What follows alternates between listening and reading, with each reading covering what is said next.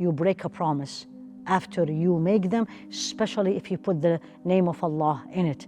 Like society form very strong, and then whatever, which is usually dunya matters, and then we completely divided. And sometimes, subhanAllah, we even become enemies. Yani Rasul alayhi salatu wasalam as-sadiq al-amin, trustworthy. And once trust is broken, it's very hard to bring it back.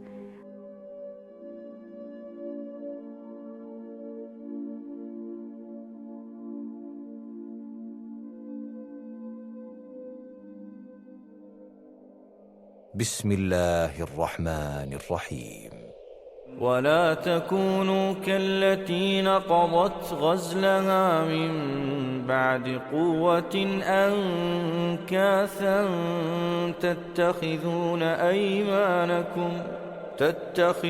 أيمانكم دخلا بينكم أن تكون أمة هي أربى من أمة إنما يبلوكم الله به وليبينن لكم يوم القيامة ما كنتم فيه تختلفون.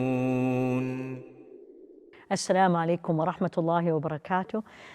Today's episode is going to be very interesting because there is no story today, but there is a very important message which is extremely important especially in these days, in our day and age. And the verse is actually in Surah An-Nahl, the bees, and the verse is only one verse. It's verse 92. And Allah subhanahu wa ta'ala says, وَلَا تَكُونُوا كالتي نقضت غزلها من بعد قوة أنكاثا تتخذون أيمانكم دخلا بينكم أن تكون أمة هي أربى من أمة إنما يبلوكم الله به وليبينن لكم يوم القيامة ما كنتم فيه تختلفون. What is that? Do not be like the foolish woman. The foolish Allah didn't say, but it's a description of what is it. نقضت غزلها. She literally unspun, untied all what she was doing, basically what her yarn, like she was knitting, and she untied her knitting completely. Don't be like the she who untwisted her spun thread after it was strong by taking your oath. Now Allah is giving us the clue. Taking your oath as a mean to deceit, to fool each other between you. Because why we do that? One community is more stronger and plentiful and richer than the other one. Allah only, subhanallah, tries you with this, and He will judge between you on the day of judgment. So what is this? There is two interpretations of this verse. Either this verse is a parable that Allah has given to us.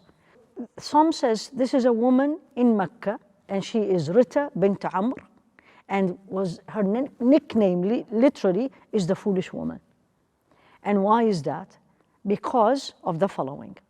This is a woman who used to spend all day knitting, very strong, and then at the end of the day, she just open up all the knitting back to a thread. So some says not only her, but actually she brings her maids with her to knit all day, very strong, and at the end of the day, untie it. And that's why they say she was actually probably not in her state of mind. Now, they described that she has a large spindle, like maghzal, as we say in Arabic, as long as her arm, and a hook the size of a finger, subhanAllah, and a spinning wheel proportionate to it. So you can imagine how serious she was in this. And at the end of all this, at the end of the day, every single day she does that, subhanAllah. But then Allah subhanahu wa ta'ala is telling us why He's saying this. Because this is the parable, or this woman is like the person who break his or her oath, covenant, or promise after they confirm it. They had a contract, they signed the contract, and then they do not abide by the contract, rejected, although they signed, subhanallah. And Islam in Mecca and Medina, why this verse was revealed? Because there was things they did. There was tribes, and the tribes differ, some stronger than the others, some more richer, more honorable. And they used to make a treaty or an agreement or a contract with one. And then if the other one comes in, the stronger, the wealthier, comes in, wanted that group to do with them a contract, they will reject that contract, that oath, and to please that one. And Allah subhanahu wa ta'ala is saying an amazing thing. He say that this is a test for you. إِنَّمَا يَبْلُوكُمُ اللَّهُ بِهِ. Meaning, I will make a promise to somebody, I'll sign a contract. Let's say I'm selling a house, and then I had this offer and I agreed and I signed. And then someone else comes to me and offering more. That's a test, that's a temptation. I cannot, in the sight of Allah, and the laws in many places also will not allow this, is actually just say, you know what, I changed my mind, I'm gonna do this. You can't do that. And this is what Allah is saying, because that's something absolutely un-Islamic practice. La takunu, it's a nahi. It's completely, la, and this is don't do it, meaning if you do it, it's haram, subhanallah. On the day of judgment, Allah subhanahu wa ta'ala, this is for people who had gone through this. They were the people, they were the injustice done against them. Allah subhanahu wa ta'ala will literally defend them, and then will give them their own rights of what happened. The most important thing to me in this verse is the following, because it has so many meanings. Literally, as I just said, it can be a contract and you break it, or a contract and you don't fulfill it because of another better offer. There is a much deeper meaning to it, and we're going to cover a couple of it. It's from many of the scholars looked into this. Number one, they say you break a promise after you make them, especially if you put the name of Allah in it.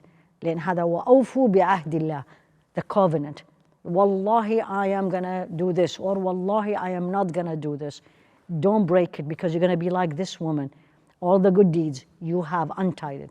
Do not untie the good deeds you and I and all of us have done throughout our life, but especially throughout this month, by sinning, gossiping, by boasting about what we did, or by actually hypocrisy. We show ourselves as we are very righteous, and then internally we are not. So we need to ask Allah subhanahu wa ta'ala, especially in these days, to help us from this. What we were able to do in Ramadan, at least to keep at least 50% of it. Not because we don't want to do what we did in Ramadan, but reality, life in Ramadan, I wish it is, but it is not like the wish outside. Also, this is weak foundation, subhanallah, in faith or in character. Like a person builds a strong, very good character, and then go back to old habits. So whatever bad habits was in my tongue, in my eyes, in my hand, and then I worked very hard. I remember that woman. She had all day knitting. I worked very hard, and then suddenly I go back completely. Now this happens. That doesn't mean I'm going to lose hope. I need to go back right away to Allah, ask for forgiveness, and do my best that I don't go back again. But that's one of the meaning of don't untie or break the spun. The other meaning of it is related to communities. Subhanallah, and we see this, communities who are united and then divide. Like society form very strong, and then whatever, which is usually dunya matters, and then we completely divided. And sometimes, subhanAllah, we even become enemies. Very practical one is making agreement and then betraying that agreement for a personal gain. You sell something and you made the agreement, but somebody comes in and say, I'll pay you more, as I said, and then you say, okay, and you break that agreement. Integrity, and this is the message to take with us, especially as we are leaving Ramadan. Integrity and consistency. It's one of the qualities of a believer. Yani Rasul alayhi salatu wasalam as-sadiq al-amin, trustworthy. And once trust is broken, it's very hard to bring it back. Like how hard is it to get someone to trust you and you have done this and then untie it in a minute? It's very difficult. So true strength, subhanAllah, lies in keeping one's words even when temptations comes in or circumstances change. May Allah subhanahu wa ta'ala make us of those when we say we mean, when we say we deliver. And if we get weak, then we go back, apologize.